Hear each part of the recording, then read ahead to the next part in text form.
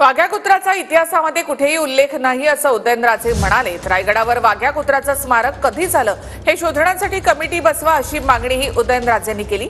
तर वाघ्या कुत्राची कथा सत्य असल्याचं संभाजी भिडेंनी 2 दिवसांपूर्वी म्हटलं होतं। ते वाघ्या कुत्र्याच्या नावावरती ते चाललंय ते संभाजीराजे भोसले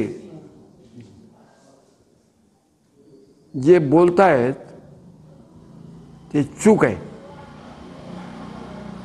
100% चूक आहे। परंतु ती कथा सत्य आहे की वाघ्या कुत्र्याने चितेत उडी घेतली, त्याचं स्मारक म्हणून ते केले। ते वाघ्या कोण वाघ्या?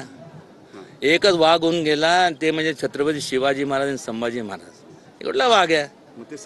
जर समाजी एक लक्षात घ्या, त्यात आता अनेक विद्वत्ता त्यांची त्यांचं प्रदर्शन करतात। त्यात मग ते धनगर समाज आणि होळकरांनी केलं, मग होळकर धनगर समाज काय संबंध काय? एक तुम्ही कमिटी बसवा इतिहासकारांची, ती का तिथं आलं, कधी आलं, इतिहासात तर त्याची काय कुठं नोंद नाही आहे। पण काय असेल ते करा ना, आणि तो योग्य तो निर्णय घ्या, हाय काय त्यात?